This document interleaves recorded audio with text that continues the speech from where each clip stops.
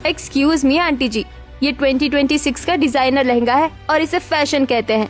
और जहाँ तक बात संस्कारों की है ना, तो कपड़ों से किसी का कैरेक्टर डिसाइड नहीं होता। और हाँ, ये जो लंबे लंबे घूंघट वाली सती सावित्रियाँ होती है ना, वो सीधी सादी दिखती जरूर है, लेकिन असल में बहुत चालू होती है।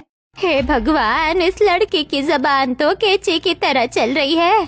अगर ऐसा ही रहा तो ये तो हमारे परिवार की नाक ही कटवा देगी। बिंदिया और पायल का गृह प्रवेश हो जाता है। कुछ समय बीत जाता है और रात हो जाती है। घर में सभी सो रहे थे। पायल किचन में खड़ी फ्रिज से ठंडे पानी की बोतल निकाल रही थी कि तभी बिंदिया वहाँ पानी का जग भरने आती है। बड़ी हीरोइन बन रही थी ना आज दिन में संस्कारी कपड़े पहनकर। तुझे लगता है तू ये सब करके मुझे नीचा दिखा लेगी? नीचा तो तू मुझे दिखाना चाहती है पायल। सच सच बता, तू जानबूझकर इस घर में आई है ना, मुझे परेशान करने? तुझे पता था कि मेरा रिश्ता यहाँ तय हुआ है, फिर भी तूने विकास से शादी कर ली ताकि तू मेरी जिंदगी नर्क बना सके। विकास मुझसे प्यार करता है इसलिए मैं यहाँ हूँ। और सुन, वैसे तो मैं तुझे यहाँ परेशान करने नहीं आई, पर अगर तू मेरे रास्ते में आई तो मैं तुझे छोड़ूंगी नहीं। तू आज के बाद मुझसे दूर ही रहना, सामने मत आ जाना मेरे, नहीं तो मैं तुझे छोड़ूंगी नहीं। दोनों वहाँ से चली जाती हैं। अगली सुबह दोनों की पहली रसोई की रस्म थी। बिंदिया सुबह जल्दी उठ गई थी और उसने नहाकर अपनी पहली रसोई बनाना शुरू कर दिया था। खाना बनाने से पहले वो गैस की पूजा कर रही थी, तभी पायल वहाँ आती है। ओह माय गॉड बिंदिया, तू अब इस गैस सिलेंडर की भी आरती उतारेगी? तूने इसे भी भगवान बना दिया क्या? यह अन्नपूर्णा माता का रूप है पायल, ये सब तुझे समझ नहीं आएगा। दोनों अपनी अपनी कुकिंग शुरू कर देती हैं। एक तरफ बिंदिया पूरे फोकस से पूरी खीर बना रही थी, वहीं दूसरी तरफ पायल फोन में रील्स देखने में बिजी थी। और इसी चक्कर में पायल हलवे में लाल रंग की जगह लाल मिर्च और शक्कर की जगह नमक डाल देती है। आज सब मेरा ये स्पेशल हलवा खाकर मेरे फैन हो जाएंगे। बाहर हॉल में डाइनिंग टेबल पर सारा परिवार बैठा था। तभी पायल अपना हलवा लेकर वहाँ आती है और सभी को सर्व करती है। दादी जी, ये लीजिए मेरी पहली रसोई की स्पेशल डिश, खाइए, इसे खाकर आपको मजा आ जाएगा सच में। सभी जैसे ही हलवा खाते हैं वैसे ही सभी के चेहरों का रंग उड़ जाता है और सभी हलवा थूकने लगते हैं। पानी, पानी दो मुझे, हाय राम, ये क्या खिला दिया इस मुंहफट लड़की ने, मेरा तो गला ही जल गया। अरे पायल, ये तूने हलवे में लाल मिर्च और नमक क्यों डाल दिया? ओह शिट, शायद जल्दबाजी में गलती हो गई। I am sorry. अब सॉरी बोलने से क्या होगा? तभी बिंदिया सबके लिए सब्जी, पूरी और खीर लेकर वहाँ आती है। दादी जी, आप ये खीर खाइए, ये आपको बहुत पसंद आएगी और आपके मुंह का स्वाद भी अच्छा हो जाएगा। सब लोग बिंदिया का खाना खाते हैं और खुश हो जाते हैं। कल्याणी देवी खुश होकर अपने हाथ से सोने का कंगन उतारकर बिंदिया को दे देती हैं। ये सती सावित्री चाहती तो मुझे किचन में ही बता सकती थी कि हलवा सही नहीं बना है, पर नहीं, इसे तो सबके सामने महान बनना है। ये सब इसने जानबूझकर मेरी बेइज्जती कराने के लिए किया। शाम का समय हो जाता है। हॉल में बिंदिया और पायल की मुंह दिखाई की रस्म चल रही थी। पायल ने एक बहुत ही मॉडर्न ड्रेस पहनी थी, जबकि बिंदिया ने बहुत ही अच्छी साड़ी पहनी थी। अरे अवंतिका, ये मुंह दिखाई की रस्म चल रही है या कोई फैशन शो? इस छोटी बहू को कोई शर्म लिहाज है या नहीं? देख तो कैसे कपड़े पहनकर आ गई है बड़ों के सामने। और देखिए बड़ी बहू है, देखो कितनी प्यारी लग रही है, एकदम घर की लक्ष्मी लग रही है। बिंदिया मुस्कुराते हुए सभी को नाश्ता सर्व करती है। वाह, कपड़े भी अच्छे और खाना भी इतना अच्छा। कल्याणी जी, आपकी बड़ी बहू तो सच में लाखों में एक है। हाँ, और एक ये छोटी वाली है जिसे न ढंग के कपड़े पहनने आते हैं और न ही किसी से अच्छे से बात करना आता है। ऐसे ही कुछ समय बीत जाता है और अगले दिन घर के हॉल में कुछ रिश्तेदार बैठे हुए थे।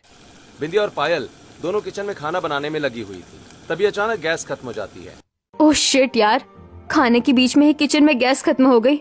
पर कोई नहीं, मेरे पास इसका सॉल्यूशन है। मैं जल्दी से ऑनलाइन अच्छा सा खाना ऑर्डर कर देती हूँ, बस कुछ ही देर में खाना आ जाएगा। पागल हो गई है क्या पायल? घर आए मेहमानों को बाजार का खाना खिलाएंगे?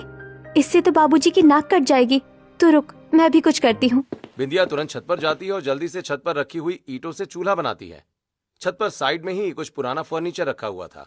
बिंदिया उन लकड़ियों से जल्दी से आग जलाती है और खाना बनाना शुरू कर देती है। यार दीदी, ये क्या कर रही हो? 2026 में अब कोई चूल्हे का बना हुआ खाना नहीं खाता। मैं बोल रही हूँ ना कि मैं ऑनलाइन खाना ऑर्डर कर देती हूँ, जो सबको पसंद भी आएगा। तू बस देखती जा पायल कि कैसे सभी लोग चूल्हे के खाने के दीवाने होते हैं। बिंदिया जल्दी से चूल्हे पर खाना बनाती है और फिर सभी को सर्व करने नीचे हॉल में आती है। वीरेंद्र भाई, आज तो भाई मजा ही आ गया। इस खाने में जो चूल्हे का स्वाद है ना, उसने तो हमारे गांव की याद दिला दी। ऐसे ही कुछ समय बीत जाता है। रात का समय था। हॉल में बिंदिया और पायल अलग अलग सोफे पर बैठी थी। तभी कल्याणी देवी और अवंतिका वहाँ आती हैं। सुनो तुम दोनों, कल हमारे घर में कुल देवी की बहुत बड़ी पूजा है और शादी के बाद नई बहुएं ही प्रसाद बनाती है। तो कल सुबह तक तुम दोनों को मिलकर 21 प्रकार के अलग अलग मिठाइयाँ बनानी है। और याद रहे, प्रसाद एकदम शुद्ध होना चाहिए। वॉट? 21 टाइप की मिठाइयाँ? ये सब मुझसे तो नहीं बन पाएगा। आप चिंता मत कीजिए दादी जी, कुलदेवी का प्रसाद बनाना तो मेरे लिए सौभाग्य की बात है। मैं रात भर जागकर सब तैयार कर लूंगी, आप बस आराम कीजिए। कल्याणी देवी और अवंतिका बिंदिया की बात सुनकर खुश होकर वहाँ से चली जाती हैं। ये सती सावित्री तो पक्का रात भर जागेगी, पर मैं अपनी नींद खराब नहीं करने वाली। 21 मिठाइयाँ ही तो है, सुबह 7 बजे किसी स्वीट शॉप से ऑर्डर कर दूंगी, किसी को क्या ही पता चलेगा। पायल अपने कमरे में जाकर आराम से सो जाती है और दूसरी तरफ बिंदिया रात भर जागकर मिठाइयाँ बनाती है। अगली सुबह पूरा हॉल मेहमानों और रिश्तेदारों से भरा हुआ था। बीच में पंडित जी बैठे पूजा करवा रहे थे। बिंदिया ने 21 अलग अलग प्रकार की मिठाइयों की सुंदर थाली माता के सामने सजाकर रख दी थी। चलिए बहुओं, माता रानी को अपने अपने हाथों से प्रसाद का भोग लगाइए।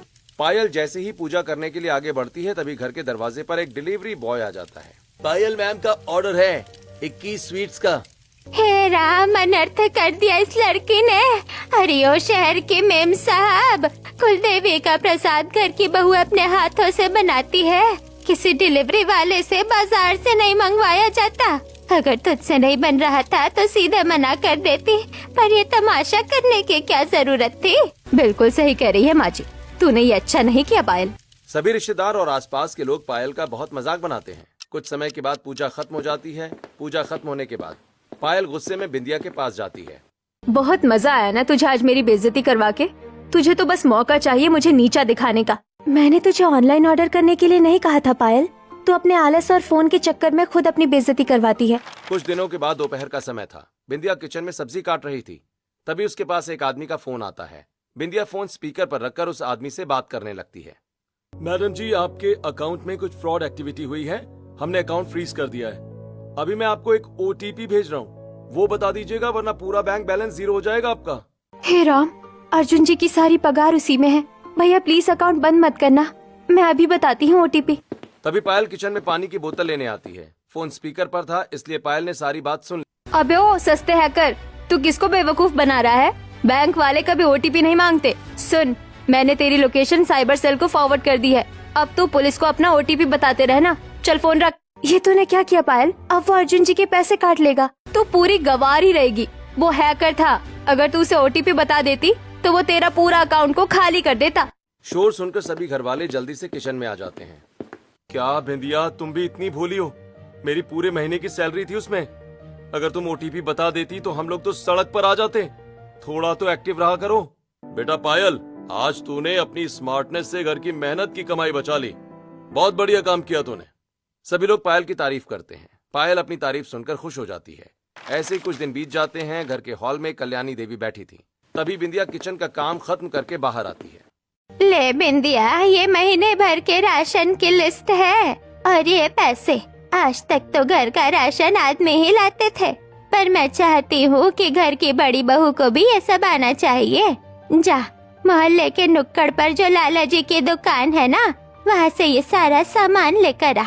दादी जी, मैंने कभी इतना सारा सामान बाजार से अकेले नहीं खरीदा। अरे तो अब क्या बुढ़ापे में सीखेगी? जा, जो कह रही हो वो कर, ये मेरा ऑर्डर है।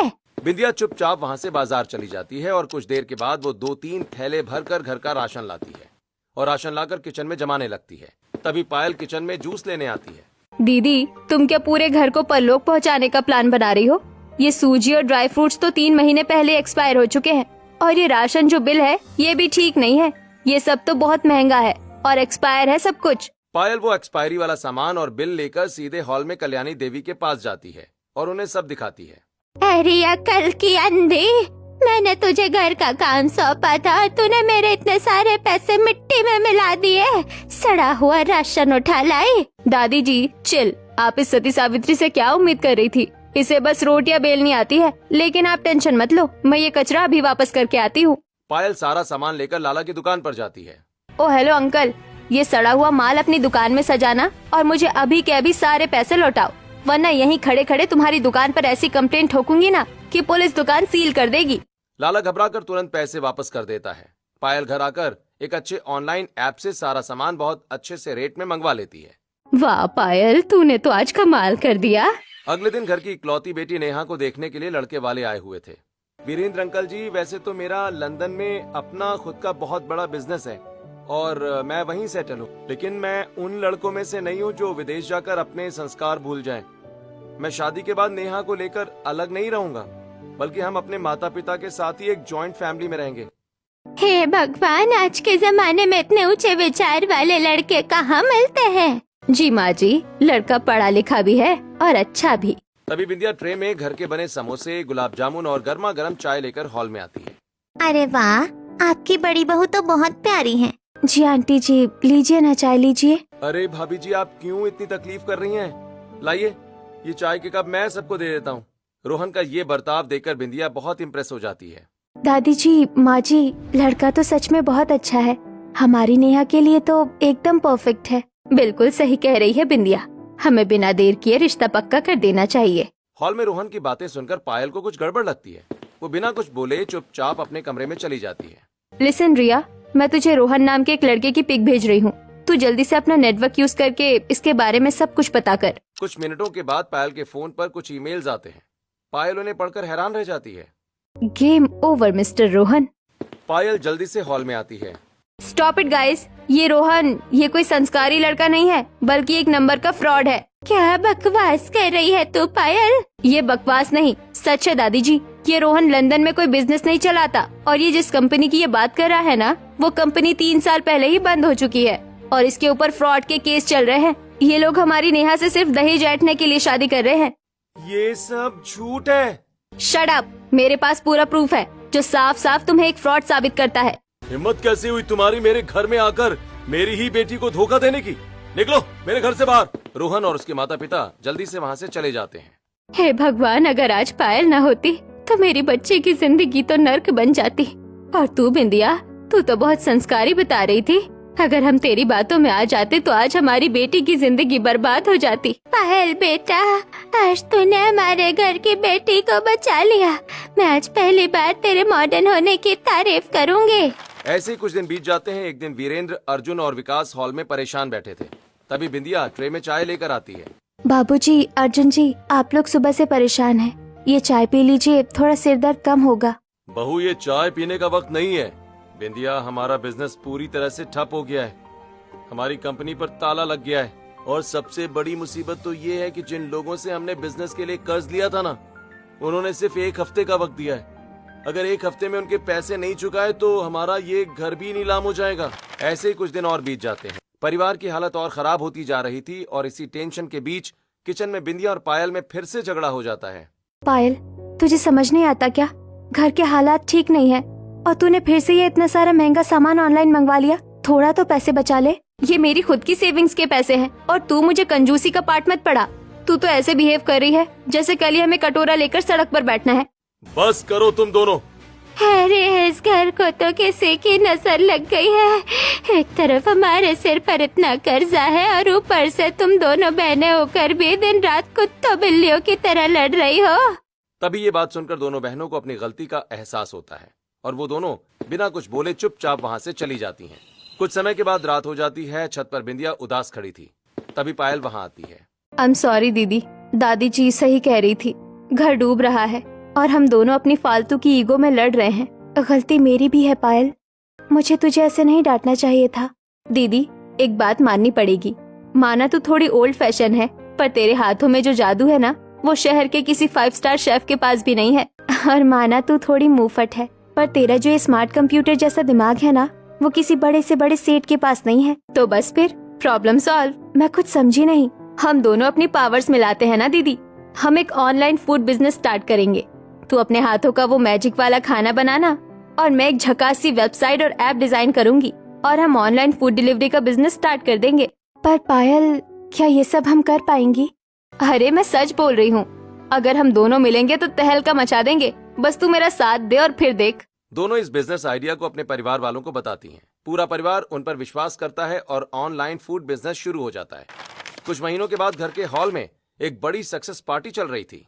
कुछ महीने पहले मुझे लगा था कि मेरा सब कुछ खत्म हो गया, लेकिन मेरे घर की इन दोनों बेटियों बिंदिया और पायल ने अपने टैलेंट से हमारा पुराना कर्ज भी उतार दिया और आज हमारा ऑनलाइन फूड डिलीवरी का बिजनेस पूरे शहर में नंबर 1 है। हमारा पुराना बिजनेस भले ही बंद हो गया हो, लेकिन इस नए बिजनेस ने हमें बचा लिया। जगी जग जियो मेरे बच्चियों। मुझे माफ कर दे पायल। मैं हमेशा सोचती थी कि तेरा ये फोन चलाना और मॉडर्न होना किसी काम का नहीं है, पर आज तेरी उसी स्मार्टनेस ने इस घर को बचा लिया। थैंक यू मेरी प्यारी बहन। अरे चिल मेरी सती सावित्री, मुझे भी माफ कर दे। मुझे लगता था कि तेरी रसोई में क्या ही रखा है, पर तेरे उस देसी घी के तड़के ने तो पूरे शहर को अपना दीवाना बना दिया। तो मतलब अब तू मुझे ताने नहीं मारेगी? वो तो मैं मारूंगी, मेरा जन्म सिद्ध अधिकार है ये तो। दोनों बहनें एक साथ हंसती हैं और एक दूसरे के गले लग जाती हैं और ये देखकर पूरा परिवार खुश हो जाता है।